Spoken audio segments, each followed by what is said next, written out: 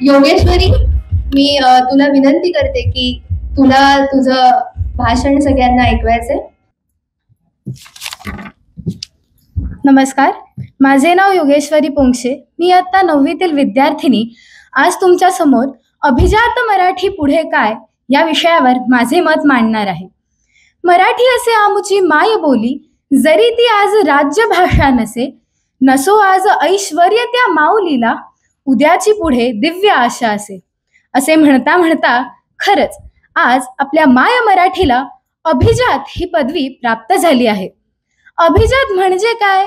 अभिजात म्हणजे प्राचीन काळापासून चालत आलेलं, खळखळ पाण्यासारखं अतूट वाहणारं, एखाद्या गडाच्या पायथ्यासारखं भक्कम, ध्रुव ताऱ्यासारखं अढळ व ज्याला सांस्कृतिक परंपरा लाभली आहे असे पद.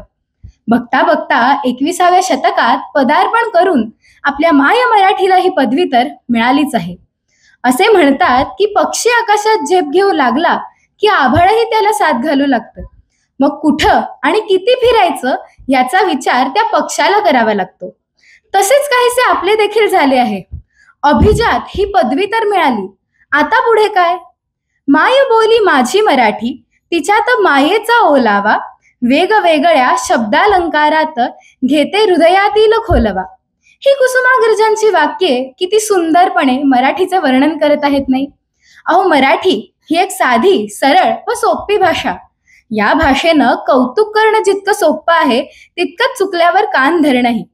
पण आता मात्र आपल्या दैनंदिन धकाधकीच्या जीवनात आपली माय मराठी कुठेतरी मागे पडत चालली आहे, काळा आड होत चालली आहे असे वाटत होते. आणि म्हणूनच ती आपल्यापासून दुरावू नये यासाठी मी मराठी बाणा, मराठी दिन, साहित्य दिंडी असे अनेक उपक्रम राबवण्यात आले. ह्यामुळे आपल्या मराठीचा प्रचार व प्रसार हा नक्कीच झाला आहे.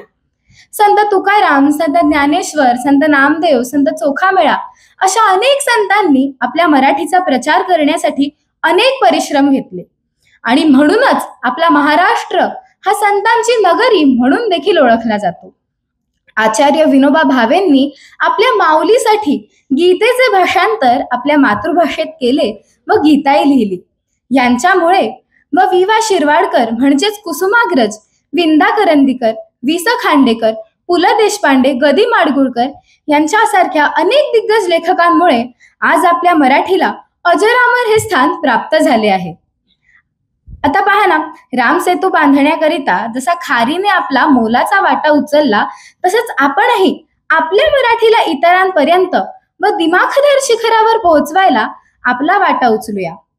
अशा दिग्गज लेखक, मगाशी सांगितल्यासारख्या दिग्गज लेखकांमुळे संतांनी लावलेले मराठी भाषेचे छोटेसे रोपटे आता आपण सर्वच जण टवटवीत, तजेलदार व बहरणाऱ्या झाडाच्या रूपात पाहू शकतो. पण आता मात्र आपल्या पुढच्या पिढीला हे झाड असेच पाहायला मिळण्यासाठी त्या झाडाला खत पाणी घालणं हे आपलं कर्तव्य आहे. कारण जुनं हे सोनं असतं व त्याला जपणं हे पुढच्या पिढीचं कर्तव्य असतं. या हिंदवी राज्यात संतांच्या भूमीत अनेक थोरांनी मराठी भाषेचे बीज पेरले व ते कसे अंकुरले याचे साक्षीदार आपण सर्वच जण आहोत. आता त्याच भूमीतील मातीला साक्षी मानून अशी शपथ घेऊ की मी माझ्या मराठीला पुढे घेऊन जाईन व तिला आंतरराष्ट्रीय स्तरावर नेऊन ठेवेन.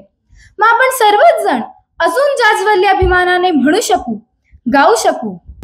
लाभले आम्हास भाग्य बोलतो मराठी, झालो खरेच धन्य ऐकतो मराठी.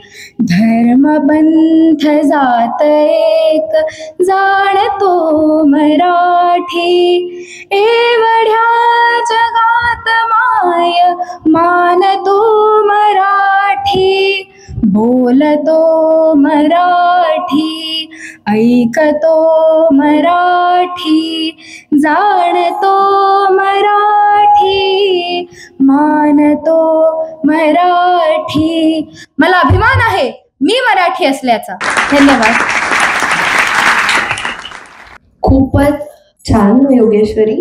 यानंतर छोट्या गटाचे पहिले पारितोषिक पटकावलेली रुजुता हिला मी व्यासपीठावर येण्याची विनंती करते. मी रुजुता श्रीकांत नरकाळे, IAS चंद्रकांत पाटकर विद्यालयात इयत्ता 7वीत शिकते. आज मी अहिल्याबाई होळकरांचे धार्मिक कार्य या विषयावर बोलणार आहे. खरं तर त्यांच्या या आभाळा एवढ्या कामाला माझी चिमणी एवढी झेप अपुरीच पडणार याची मला कल्पना आहे. पण या स्पर्धेच्या निमित्ताने मला त्यांच्याबद्दल वाचायची, चर्चा करायची, समजून घ्यायची संधी मिळाली याबद्दल आयोजकांचे शत आभार. मित्रांनो, श्रीकृष्णाने अर्जुनाला स्वधर्म कसा श्रेष्ठ आहे हे समजावून सांगताना म्हटले आहे, श्रेयान् स्वधर्मो विगुणः परधर्मात् स्वनुष्ठितात् स्वधर्मे निधनं श्रेयः परधर्मो भयावहः. परधर्मात जगल्याचे भयानक परिणाम भोगावे लागतात. भीती, अशांती व दुःख यांमध्ये जगण्यापेक्षा स्वधर्मात निर्भयता, शांती व आनंदाने स्वधर्मातच मृत्यू स्वीकारणं हेच योग्य असतं. आपल्या धर्माबद्दलची आस्था बाळगणं, त्याचं रक्षण करणं हे प्रत्येकाचंच कर्तव्य असतं. पण राज्यकर्त्यांचं ते प्रथम कर्तव्य असतं. कारण धर्म हा संस्कृतीचा मूळ आहे आणि संस्कृती संवर्धन हेच तर राज्याचे खरे कार्य आहे. ज्या ज्या राज्यकर्त्यांनी या संस्कृतीचे संवर्धन केले ते सर्व अमर झाले.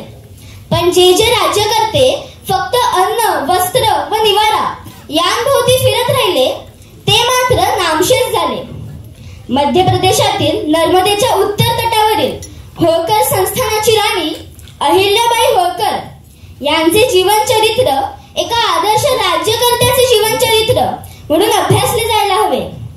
त्यांनी आपल्या कर्तृत्वाची कक्षा केवळ होळकर संस्थानापुरती न ठेवता संपूर्ण भारत ठेवली होती. अखिल हिंदुस्थानाच्या जणू त्या सांस्कृतिक साम्राज्ञीच होत्या. अगदी तारुण्याच्या उंबरठ्यावर वयाच्या 20व्या वर्षी पतींना युद्धभूमीवर वीरमरण आले. सती जायला निघालेल्या अहिल्याबाईंना सासरे मल्हाररावांनी त्यांच्या नेतृत्व गुणाची, राज्य रक्षण व संवर्धनासाठीची गरज पटवून दिली.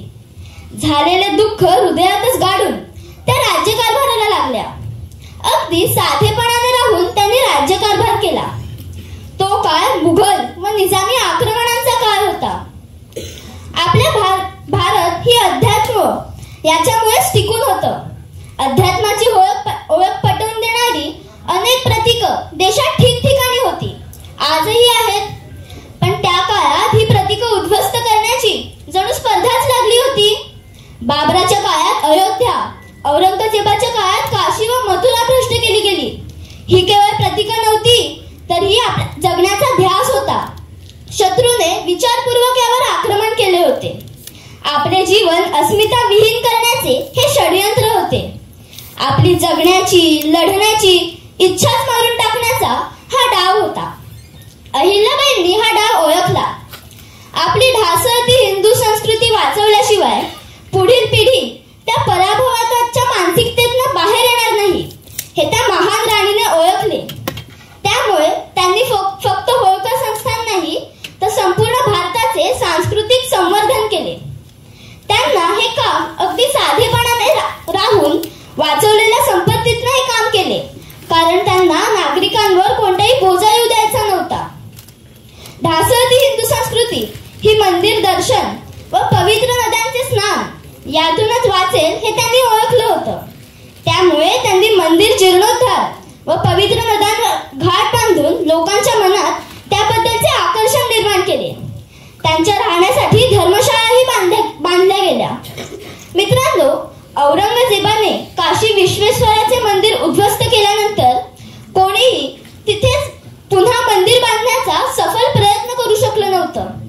अहिल्याबाईंनी हे काम जवळजवळ 111 वर्षांनंतर करून दाखवलं. त्याचबरोबर त्या मंदिराचा गौरव वाढवण्यासाठी त्याच्या कळसाला सोन्याने मढवलं. केवळ काशी, मथुराच नव्हे तर बद्रीनाथ, द्वारका, पुरी, गया, ओंकारेश्वर, सोमनाथ इत्यादी असंख्य मंदिरांचा त्यांनी जीर्णोद्धार केला. स्वतःच्या सुखदुःखाचा त्याग करून मी भागवतांचं कार्य करत आहे हा भाव सदैव मनात ठेवत आदर्श राज्य करणाऱ्या तसेच संपूर्ण हिंदुस्थानाचे सांस्कृतिक संवर्धन करणाऱ्या पुण्यश्लोक राजमाता अहिल्याबाई होळकर म्हणूनच पूजनीय आहेत. त्यांचे हे कार्य आचार्य श्रीकृष्णाच्या धर्मसंस्थापनार्थाय संभवामी युगे युगे या वाक्याची साक्ष पटवून देतं. धन्यवाद.